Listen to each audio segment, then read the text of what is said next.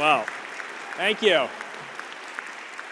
Thank you. I've been given strict instructions about time because I think I'm the last thing standing between you and your degrees and your chance to walk across this stage. So I will try to stick to my guns. And I will say that if I wasn't intimidated before I got here, sometimes people call me doctor. I have a PhD. I am super intimidated after hearing all those introductions and hearing about the work you are all doing. It's an extremely humbling experience to stand on this stage, and especially in front of these extraordinary graduates on this nearly 50th anniversary occasion. I want to start, we got the students, the doctors have had a chance to thank all those who helped them. I'd like to invite the parents to be able to say thank you and how proud they are of your kids and your grandchildren and your nieces and your nephews. I don't know if you're in the mood for a call and response, but are you ready to say, I'm proud? Okay, that wasn't what I had in mind. I think I something a little bigger. Are you proud? Come on. Yeah, let's hear it. They got in and they got out. Come on. If you love them, stand up, yeah! Yeah, that's right, it's all about you. Hey, bravo. All right. Should I wrap it up? I hope, graduates, you can feel the love. They're probably the next thing they're going to say is pay off your loans, right? I heard a little bit of that in the background. I want to congratulate my fellow honorary degree recipients. They almost all, except I think for Cecile Richards and me, have doctorates. I think we're the only ones, so go for it, sister. We're in it together. We can be proud of ourselves, too. Thank you very much. No, just kidding. My job is very limited. I'm reminded, I called an Irish friend of mine asking for jokes. He said, Tim, you don't have to worry about it. You're like the corpse at an Irish wake. They need you to have the party, but they don't expect much out of you. So, for those of you on your phones, texting, whatever, keep going. I know I'm here for a reason. I'll try to make it quick. So why am I here? I thought about it. What do I have to offer this extraordinary gathering of scientists and doctors, of scholars and thinkers, of caregivers, of pioneers? I think I'm here because for 35 years I've had a front seat to see the best of humanity.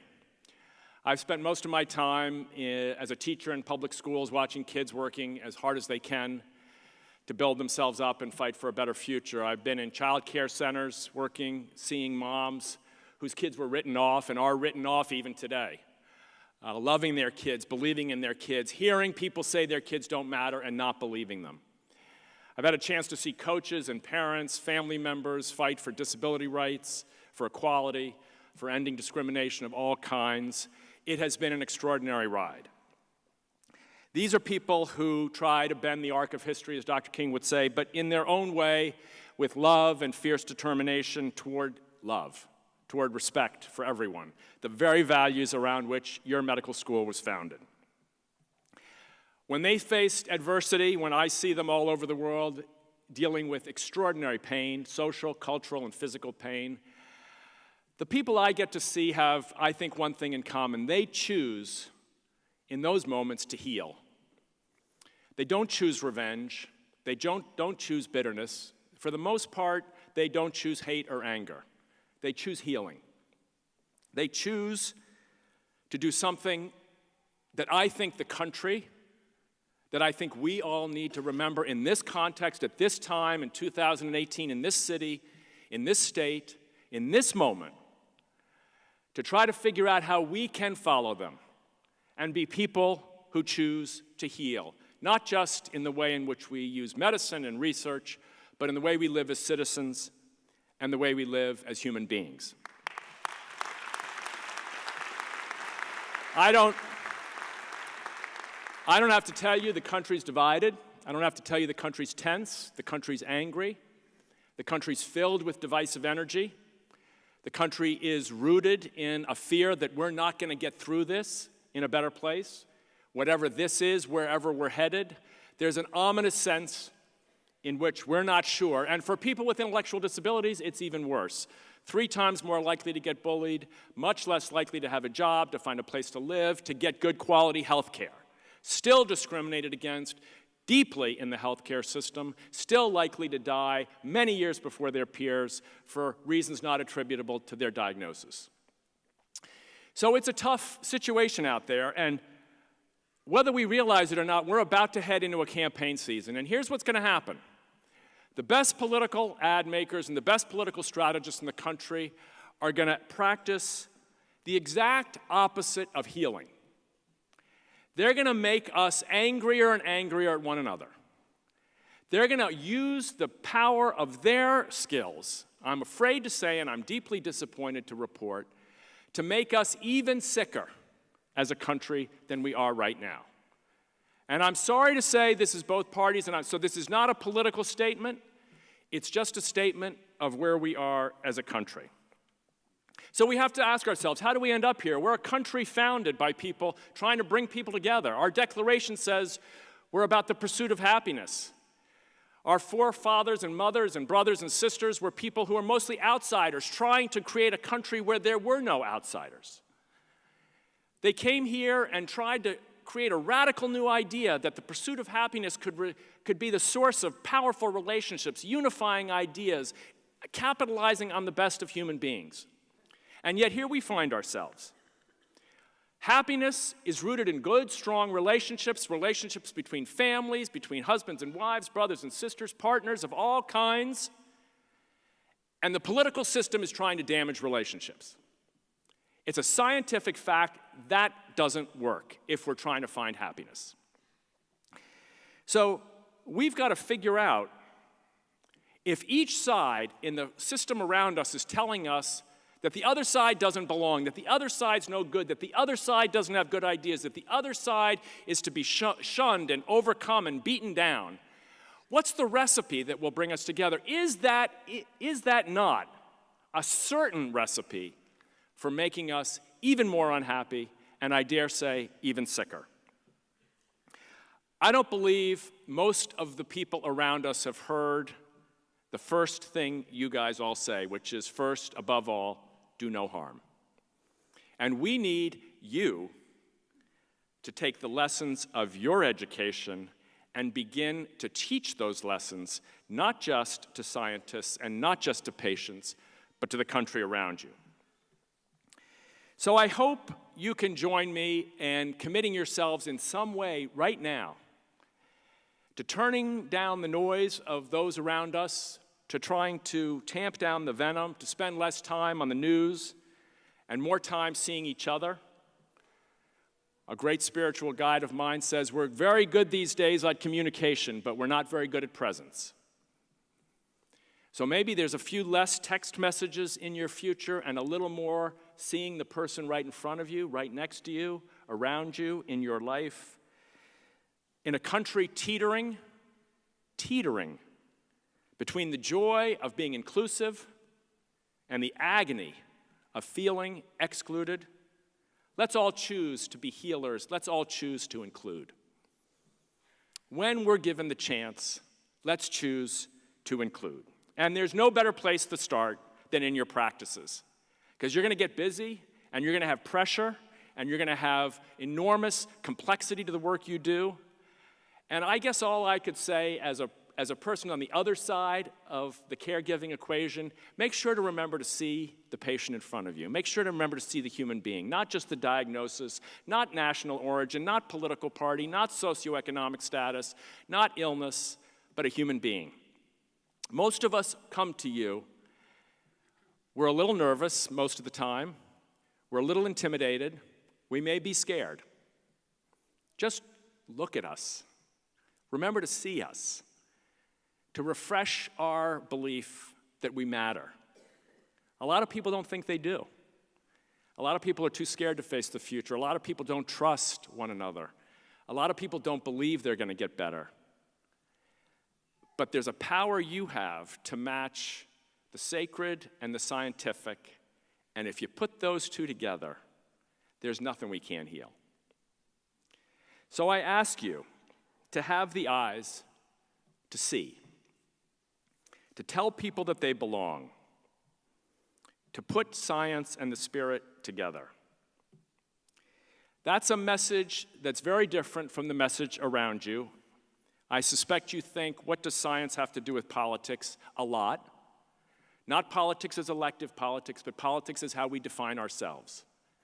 You can define the future as a future where everyone is included.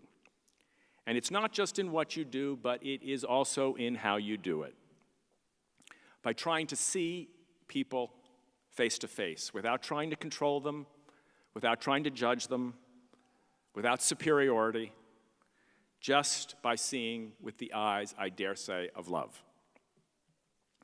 And if you don't believe me, I can just tell you there's a lot of people out there, and I've had a chance to meet them, thousands, I dare say millions, who could be your role models. I'll just give you two quick stories. The young people at Pontiac High School in Rhode Island. Anybody from Rhode Island here today? Okay, there's some Ocean State folks. I was up at their school a few months ago.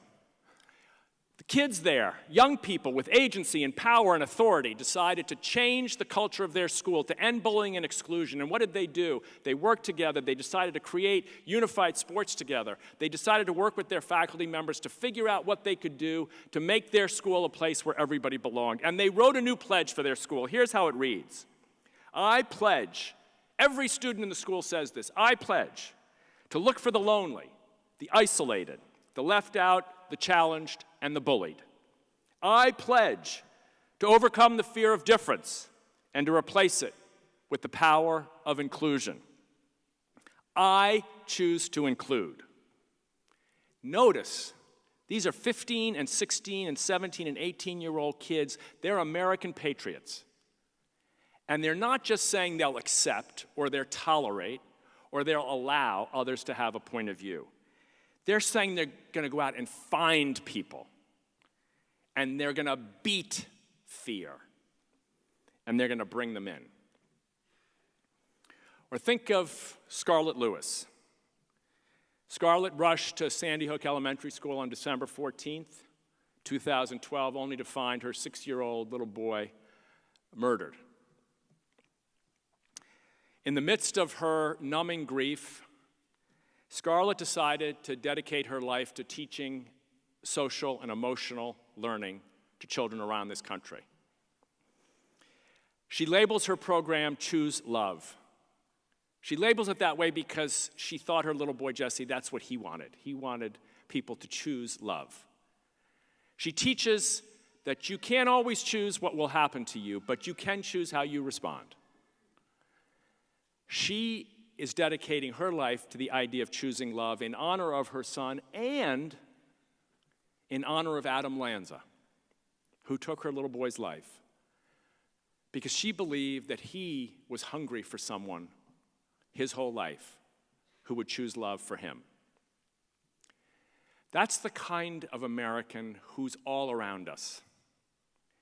They're not looking at all the walls. They're not bemoaning the fact that the other guy is wrong, that the other side of the country, that the other political party, that the other group is wrong. They're building the bridge. They are the American patriots of today. Some of them are wearing uniforms. Some of them are wearing white coats. Some of them are moms and dads. Some of them are cooking meals. Some of them are coaching Special Olympics athletes. Some of them are Special Olympics athletes. They're all joined in one idea, that they believe that they can create a heart-opening, consciousness-shifting, upward spiral of unity. You can follow them, you can be one of them, you can lead them. In point of fact, we have no choice but to ask that you must be one of them. A uniter, a healer in every way. You occupy, I'm sure you know this, and I'm sure your professors have told you, an almost sainted place in the culture. We revere doctors. We revere people who know how to do what you know how to do. We're in awe of you a lot of the time. Many of us, I dare say, can tell stories of almost falling in love with a doctor who somehow helped us through it. Some moment in which we came to you vulnerable and you sent us out strong. You have the chance to do that in your laboratories and in your clinics and in the hospitals, in the interactions with everybody you touch. I hope you will use all of your training, all of the research to say to those people you see, I see you. I'm here to heal you. I'm here to empower you also to heal others. So graduates, you have an extraordinary gift and moment to celebrate. All I'm asking you is lift us up, bring us together, restore our faith in each other, restore our faith in the future, restore our trust in the relationships that bind us together more strongly than those that divide us. And remember, eyes wide open, eyes always open, because if you can see all of our wounds, and if you can bring science and the spirit together, you can heal our bodies and our country too. Congratulations, graduates of the class of 2018. Thank you.